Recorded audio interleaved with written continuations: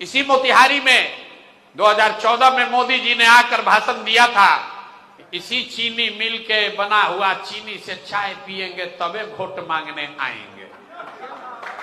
अब जितना आदमी यहां मोतिहारी का बैठा है, आपको मालूम है कि फैक्ट्री तो चालू नहीं हुआ, जमीन का टुकड़ा टुकड़ा करके बेचा है। और खरीदने वाले लोग कौन हैं? कौन है भाई? कौन लोग हैं?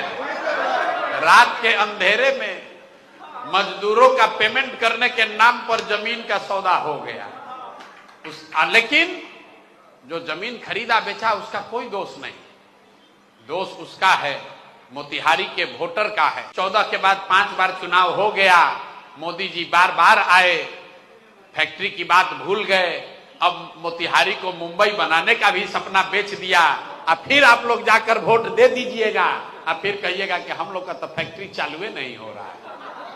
मेरे भाई, अगर फैक्ट्री चालू करानी है तो एक बार फैक्ट्री के लिए वोट दीजिए, अगर पढ़ाई कराना है तो पढ़ाई के लिए वोट दीजिए, रोजगार चाहिए तो रोजगार के लिए वोट दीजिए। यही आग्रह करने आए हैं।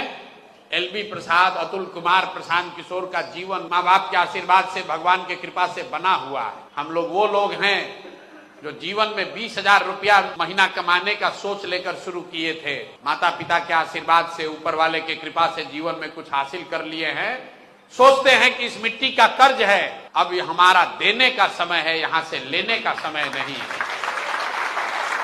एलबी प्रसाद और अतुल कुमार विधायक बनकर उनका जीवन सुधरने वाला नहीं है। विधायक को जितनी सुविधा होगी उससे ज्यादा सुविधा में ये लोग जी रहे हैं, लेकिन जन सुराज ने इनको समझाया है, हाथ पकड़कर खींच कर लाए हैं कि चलिए, आपका और आपके बच्चों का जीवन तो सुधर गया, बिहार के लाखों बच्चों का जीवन नहीं सुधरा है, कंधा लगाइए। अब आपकी हमारी जिम्मेवारी है कि इन लोगों का हौसला टूटे नहीं, इनको जिताकर भेजिए, तभी ये भ्रष्टाचार और कमीशन खोरी